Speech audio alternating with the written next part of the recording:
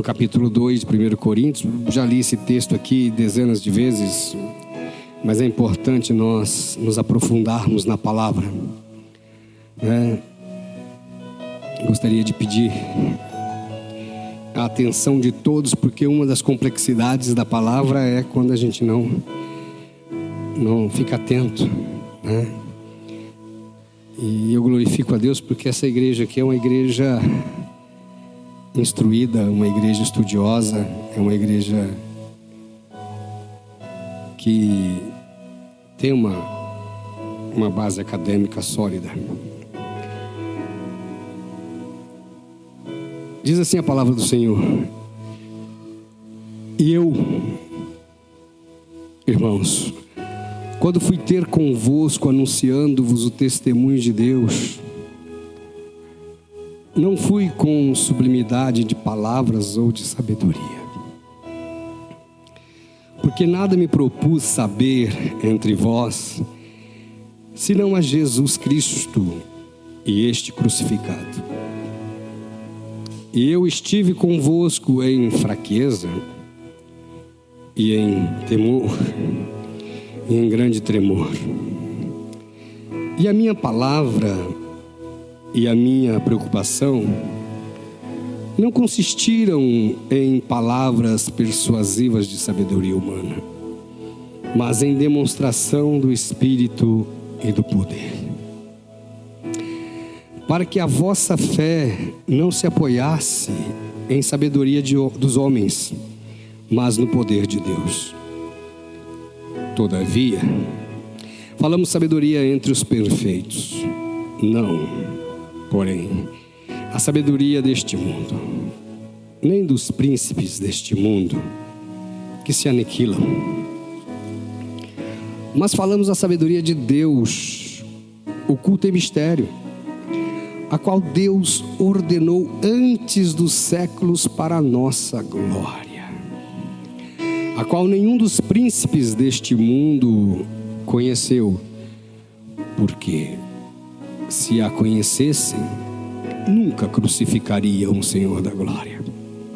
Mas, como está escrito, as coisas que o olho não viu e o ouvido não ouviu e não subiram ao coração do homem, são as que Deus preparou para os que o amam.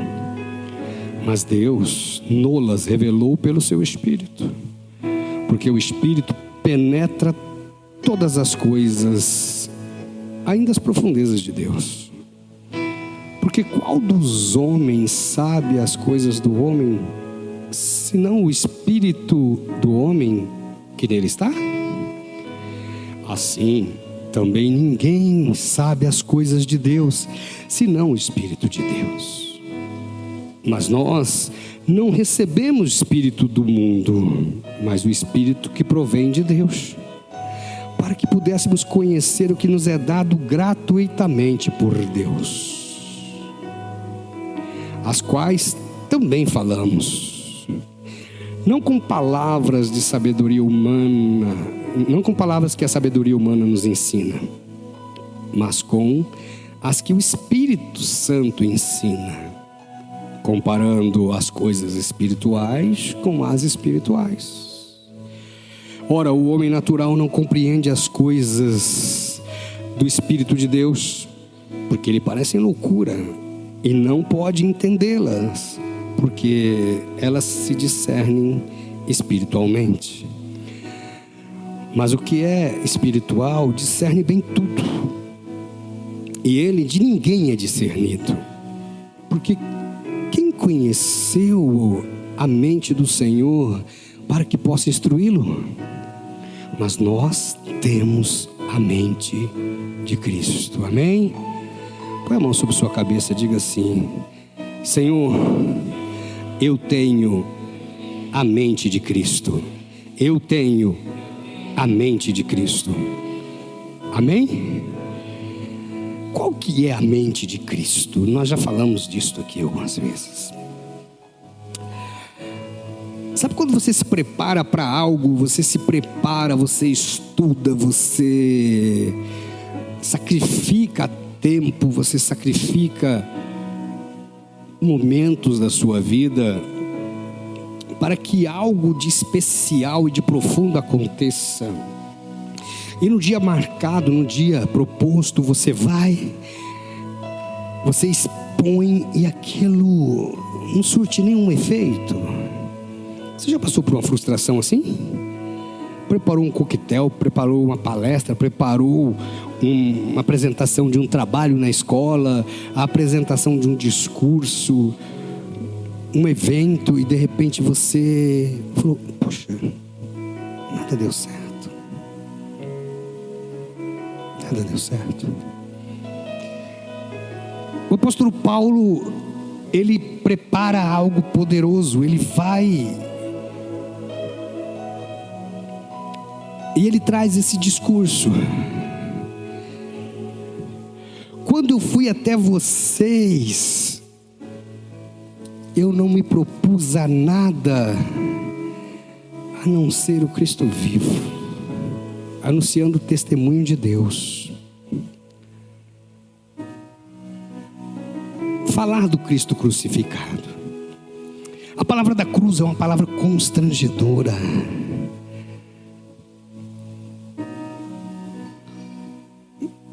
Porque ela nos sugere não só uma cruz, mas as cruzes.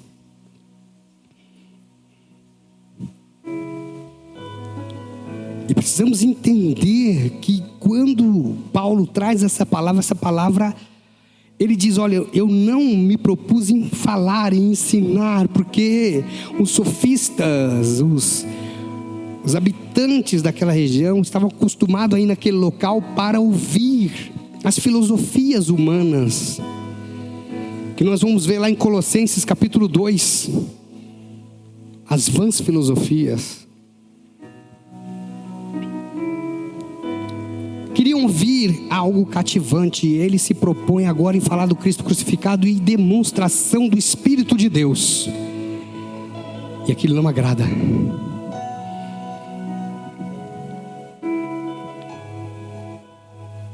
Mas ele faz um adendo: isso é profundo, todavia, entretanto, porque ele diz: todavia falamos sabedoria entre os perfeitos. Eu gostaria que você olhasse para você agora, para dentro de você como num espelho. Você se acha perfeito? Nós temos uma geração de imperfeições que busca perfeição. Nós esticamos aqui, enchemos ali, esticamos acolá, damos jeito de tentar renovar através de suplementação, através de medicamentos, nós todos queremos buscar a nossa melhor forma para mostrar para o outro que estamos bem, mas muitas das vezes o nosso interior, ele está totalmente abalado. E a perfeição de Deus em nós é a nossa imperfeição. Como assim?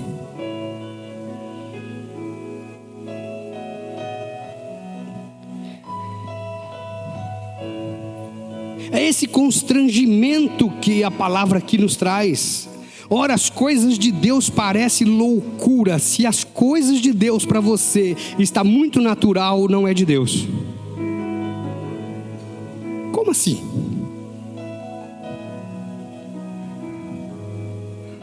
Nós buscamos formas e formas, e Deus diz para nós: não entre na forma do mundo. E nós entramos na forma do mundo. Nós buscamos tendências mundanas o tempo todo. Romanos capítulo 12, versículo 1 diz: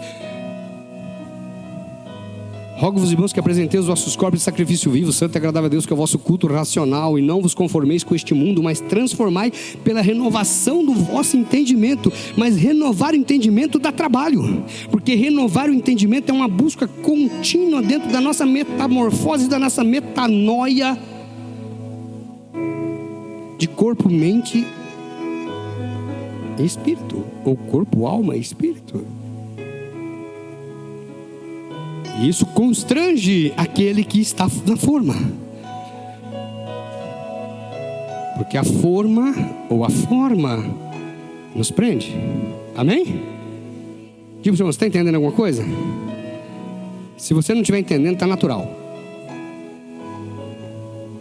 Jesus falava isso para os discípulos: olha, se você não entendeu nada, é porque está no caminho certo.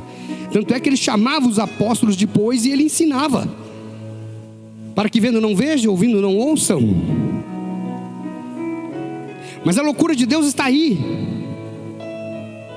A paixão de Cristo está aí, em o que ele diz: todavia falamos sabedoria entre os perfeitos. Agora, diga assim: eu sou perfeito. Diga assim: eu sou perfeito. Você é perfeito, sim ou não? Você é a perfeição da criação de Deus. Mas a perfeição da criação de Deus é imperfeita. E é essa imperfeição que nos deixa perfeito diante de Deus. Porque o homem mais perfeito da terra foi assassinado em morte de cruz.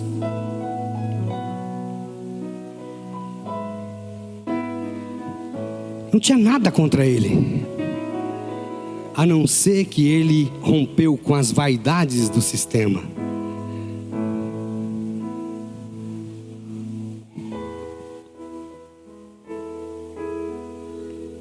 Se os príncipes deste mundo tivessem conhecido, jamais teriam crucificado Jesus. Mas quantas pessoas são crucificadas todos os dias, em outras formas de cruzes? São indignadas, são submetidas ao ridículo. Ontem uma pessoa chegou em mim e falou assim: você é o guru do fulano? Guru? Que ridículo. De mestre da palavra, de orientador, de mentor, rebaixada à condição simples de guru. É ridículo de forma sobrenatural. Não, sou o pastor do fulano. Ah, você é o pastor? Eu achei que você era guru. Defina guru.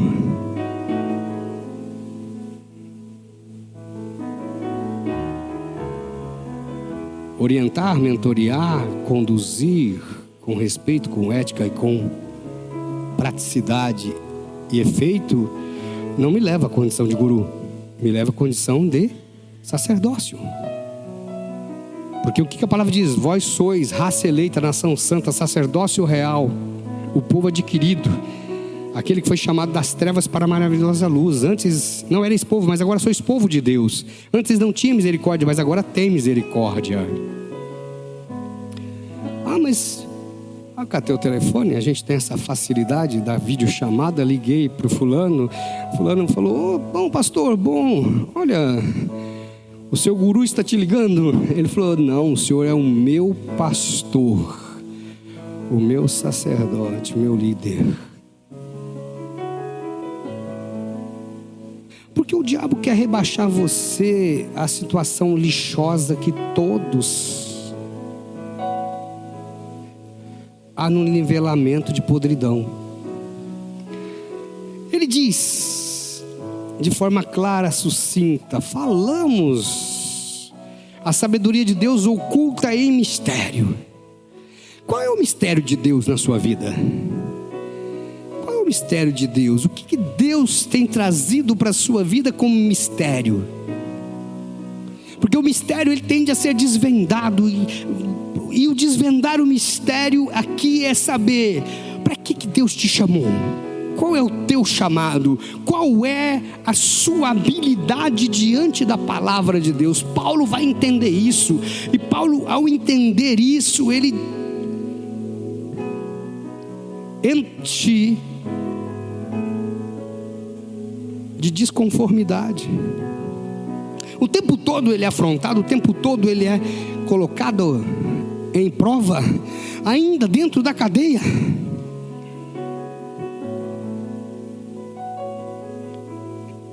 Ele fala: olha, está escrito, as coisas que o olho não viu, o ouvido não ouviu e não subiu à mente humana, são as que Deus preparou para você que ama a Deus. Às vezes você já recebeu uma revelação, recebeu uma palavra, você recebeu um destino, um direcionamento, e você fala: pô, é isso que Deus tem para mim. Não. O que Deus tem para você são as coisas que o olho não viu. Mas aí ele faz um adendo, logo no versículo seguinte, ele vai dizer algo que faz com que a gente entenda a palavra, e se entendermos essa palavra, nada nem ninguém pode confundir ou nos trazer ao entendimento equivocado da palavra de Deus. Ele diz: olha, as coisas que o olho não viu, o ouvido não viu, não subiu à mente humana, são as que Deus preparou para aqueles que o amam. Mas Ele nos revelou, nos revelou, trouxe para nós.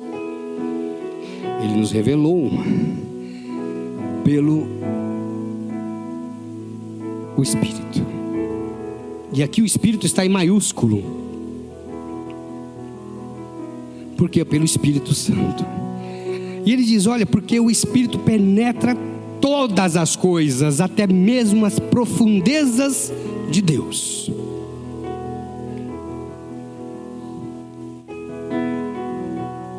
E ele diz: olha, porque qual dos homens sabe as coisas do homem, senão o Espírito do homem que nele está? Quem conhece você agora? Quem sabe quem é você? Quem sabe o que você está pensando? Eu, como pastor há muitos anos, como profissional, eu sei olhar o seu rosto e deduzir, ou conduzir, ou induzir o que você está pensando agora. Sim ou não? Eu posso manusear a palavra, manusear o entendimento, manusear a fala para conduzir você a um pensamento. Ponto. Mas isso é intencional. Mas o que você está pensando de você agora? Mas será que o pastor está pregando para mim? Será que o pastor está falando para mim? Será que o pastor quer que eu pense isso? Será que o pastor sabe de alguma coisa? Será que fulano faz isso? Fulano falou aquilo? E nós ficamos questionando a nossa própria questão. E é disso que Paulo está querendo que você se livre. É disso que Paulo quer que você se dispa, que ele quer que você tire de dentro de você. Porque era isso que o povo buscava lá no Areópago, é isso que o povo buscava nas filosofias, é isso que o povo buscava nos sofistas. Paulo não quer que você busque isso, Paulo não quer que você raciocine nisso, ele quer que você se conheça na sua integralidade. Ele diz: o que você está pensando de você agora? Quem é você? Porque lá no capítulo 13 ele vai falar que nós nos conhecemos como somos conhecidos, diante do espelho. A nossa nudez diante do espelho. Quem somos nós quando estamos conosco mesmos, sem nenhum tipo de interferência externa? Eu olhando para mim e eu sei quem sou eu. Eu sei se eu sou realmente convertido ou não, se eu sou um homem de Deus ou não. Eu sei se eu sou testemunha ou não. Vocês estão entendendo, sim ou não? Amém? Estou sendo claro? Se não for, pode falar: pastor, não está claro, explica. Ah, mas sem você pedir eu vou explicar. Ele segue dizendo, e ele vai trazer para a gente algo que nos assusta. Ele vai dizer: olha, nós não recebemos o Espírito do mundo. Diga assim: eu não recebi o Espírito do mundo. Tudo que eu faço tem o Espírito de Deus. Agora pergunto para o seu irmão: é isso mesmo?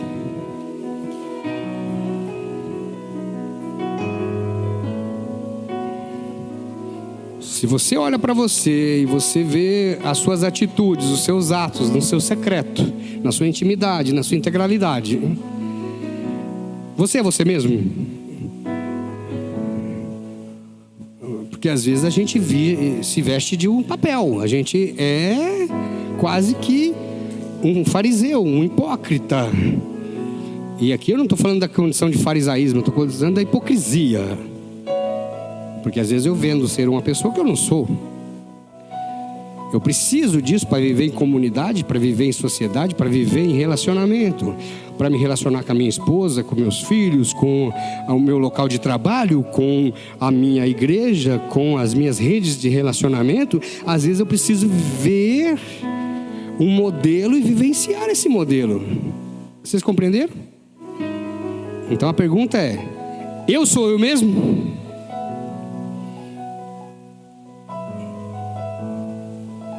Porque é disso que Paulo está falando, é disso que Paulo está colocando. Eu estou vivendo uma cena para que a cena produza para mim a experiência para o outro me ver como eu quero que eles me vejam, ou eu sou eu mesmo diante de Deus? E aí ele vai seguir.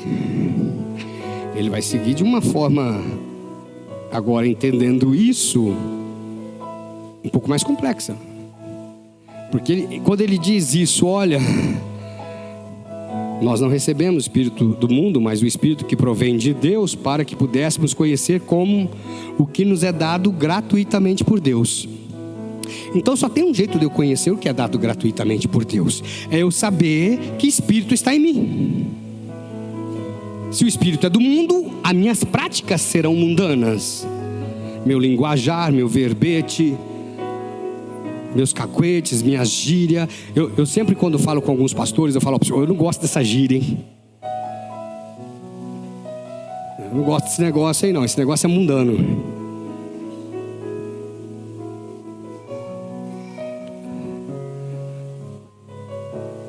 As quais falamos.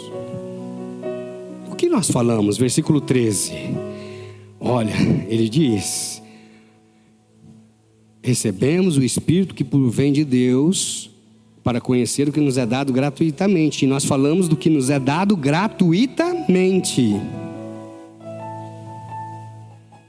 O que nos é dado gratuitamente? O que falamos.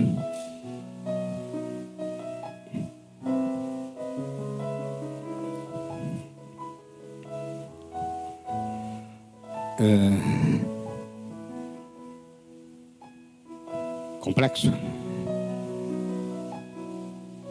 Porque não com palavras de sabedoria humana.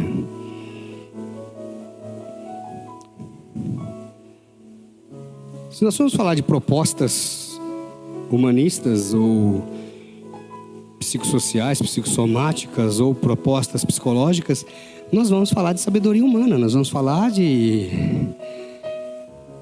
ciências, letras, ciências naturais, ciências tecnológicas. Mas quando nós falamos de Deus, nós estamos falando de algo muito mais profundo, porque agora ele vai nos constranger nesse mesmo versículo. Ele vai dizer assim: vamos comparar as coisas, as espirituais com as espirituais, as coisas espirituais com as espirituais. Mas o que Paulo está dizendo?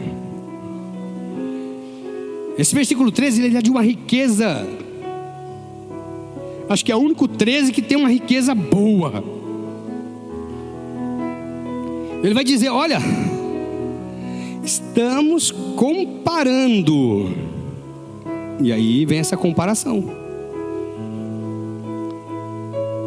O espiritual com o espiritual.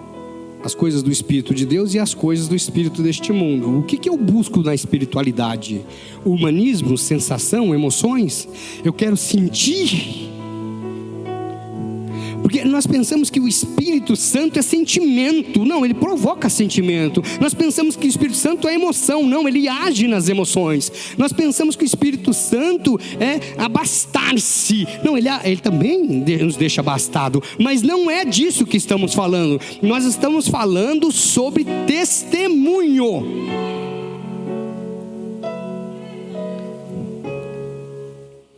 Diga assim: eu tenho o Espírito de Deus.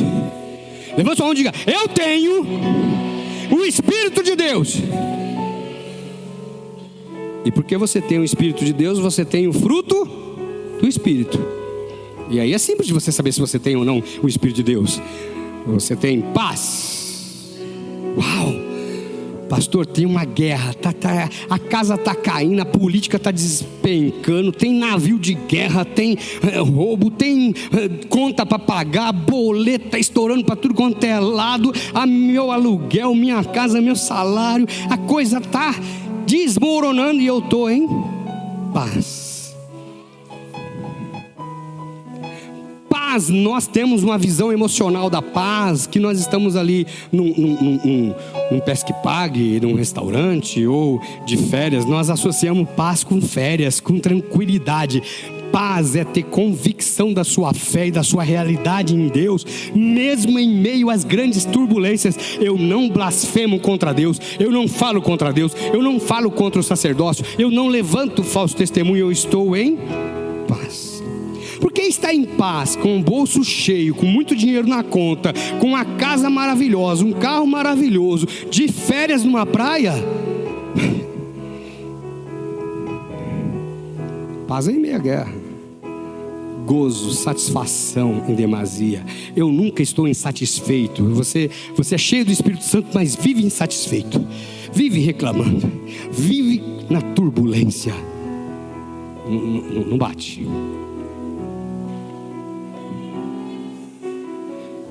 Longanimidade. Eu não sou impulsivo, ansioso. Eu não quero resolver tudo agora. Eu não quero levantar os confrontos agora. Eu espero. Eu sou longânimo.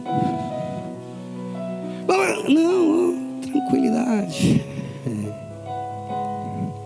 Benignidade. A bondade faz parte de mim. Eu sou uma pessoa benigna. Eu promovo a benignidade. Isso é comparação das coisas espirituais.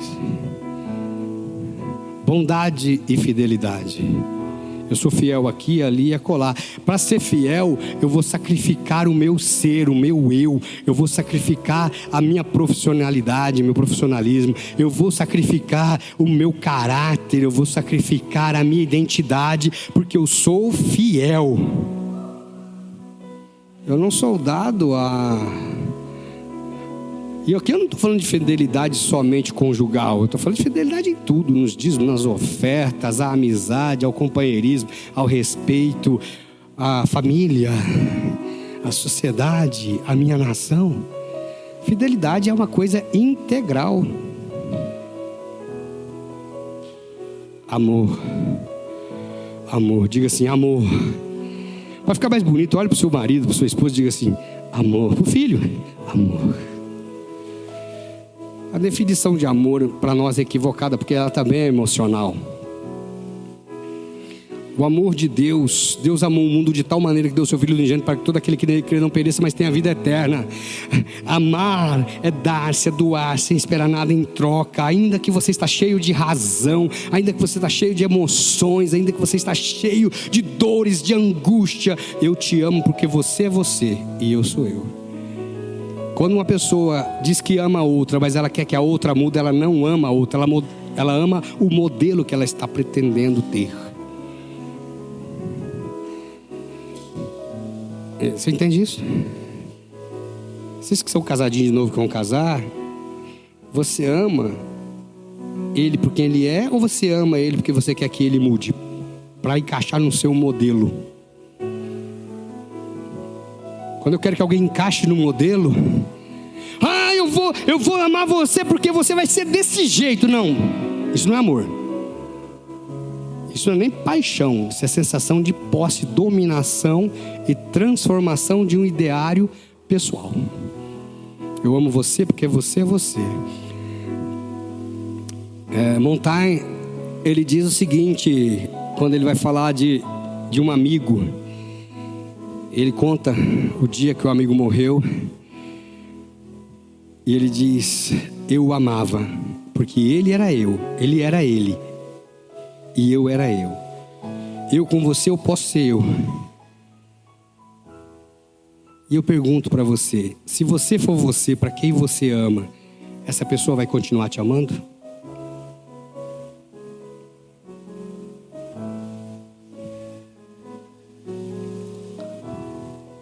Para os poucos amigos que tive, só são meus amigos porque eu posso ser eu mesmo. E eu só posso ser eu para os meus amigos. Eu não posso ser eu para os outros. Porque os outros não entenderiam como sou eu. Se você olha para mim, você fala: nossa, pastor Luiz é uma pessoa fechada, é uma pessoa ruim, é uma pessoa firme, cara amarrada. Mas para os meus amigos eu sou eu. Eu como carne, dou risada, eu brinco, eu conto piada, eu escuto piada.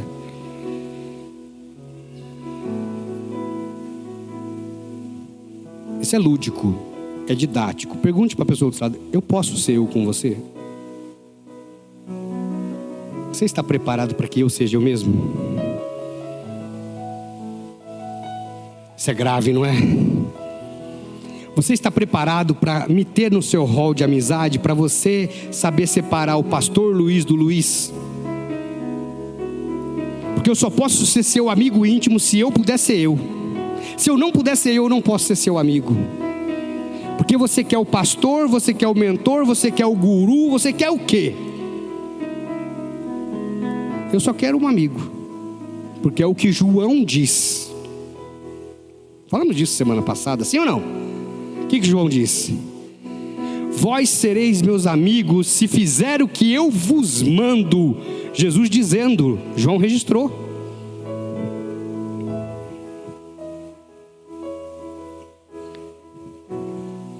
Vós sois meus amigos, porque eu fiz vocês saber de tudo que recebi de meu Pai. Ninguém tem amor maior que esse, de dar a vida pelo seu amigo. E aí eu pergunto: você daria a vida por essa pessoa que está do seu lado? Se ela precisasse do seu coração, você daria para ela? Se ela precisasse dos seus rins, você daria para ela? Se ela precisasse de um pedaço do seu fígado, você daria para ela?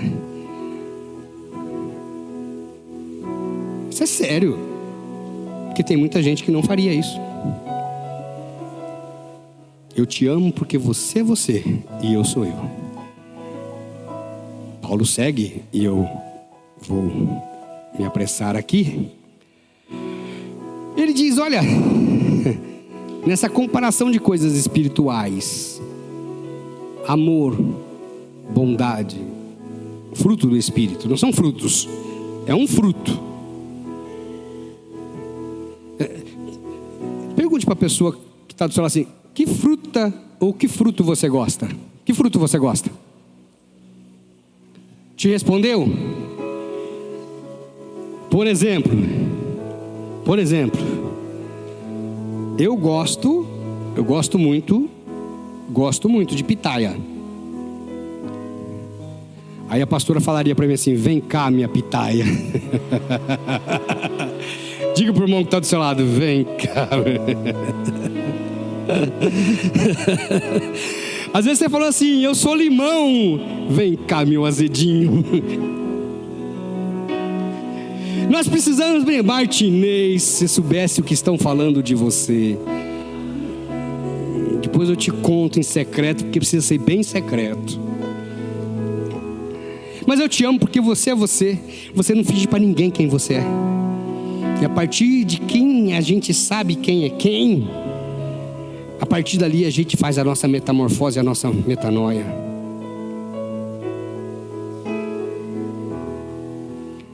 Não é bom que o homem esteja só. O homem precisa de uma auxiliadora, mas também precisa de uma amiga. Se você quer ver um casamento ser destruído, é quando perde-se a amizade, o respeito, e começa a ter os segredos. Conhecer as coisas espirituais. Porque a gente busca na espiritualidade, a gente busca falar em línguas estranhas. Legal, é de Deus, meu irmão. Estavam todos reunidos no mesmo lugar, quando de repente sobreveio um som como de um vento tempestuoso, e foram vistas línguas repartidas como de fogo. A gente gosta dos sinais, a gente gosta dessa manifestação do poder de Deus. Irmão Daniel, levanta a mão. O Daniel, ele trouxe um dia desse um menino aqui. O menino estava lá com leucemia. Vamos orar, nós oramos. E o que aconteceu, Daniel? Está curado. Amém? A palavra de Jesus.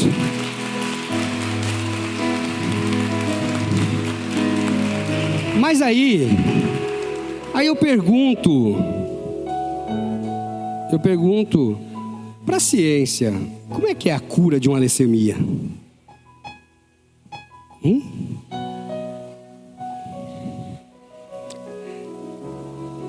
Doutora Ellen, para a ciência a cura de uma leucemia? Difícil, né?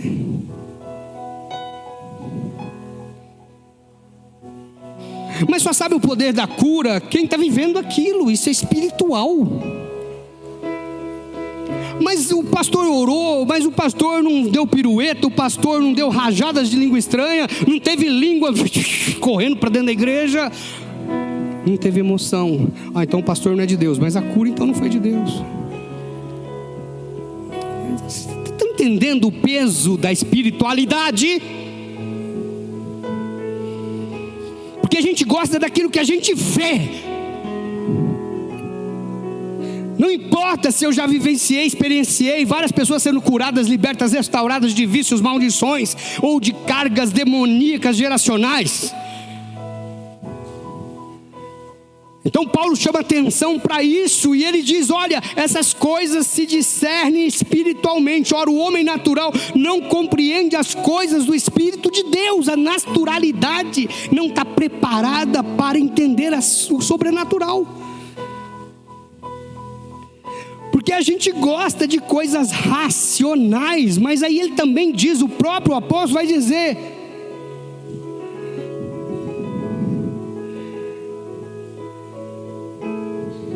que nós devemos ter cultos racionais. E o que é a racionalidade nesses cultos? Lá no 12, versículo 1 do 12: rogo aos irmãos que apresenteis os vossos corpos em sacrifício vivo, santo e agradável a Deus, que é o vosso culto racional. Porque eu vou precisar ser racional para discernir as coisas espirituais. Porque eu vou ter que olhar, esse vaso está condizente com o que ele prega, o que ele prega está condizente com o que ele vive.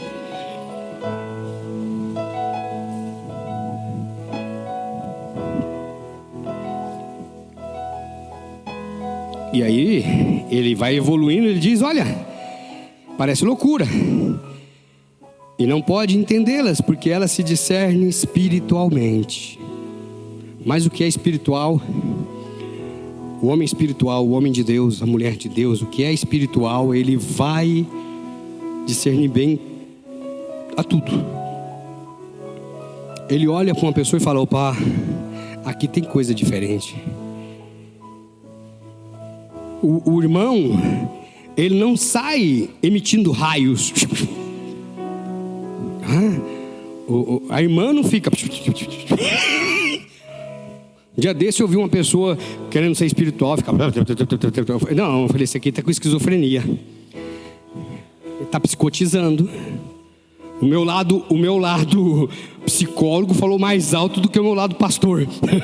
Eu olhei e falei: eita, eu preciso fazer um manejo com esse cara. Primeiro preciso mandar para psiquiatra, ele tem que tomar uns remedinhos para ficar equilibrado. Depois fazer uma terapia, porque esse aí está querendo mostrar que está falando, deve estar falando com algum Exu, algum demônio, algum capeta. Eu me lembro que um dia eu assisti uma pessoa pregando e ela ficava para a igreja tudo assim. O anjo estava falando comigo. Aí você vai ver o testemunho da pessoa, dá barraco. Lembra disso, Alessandra? Dá barraco, vai nos lugares, põe as pessoas no ridículo e diz que é de Deus. É a maior manifestação do Satanás.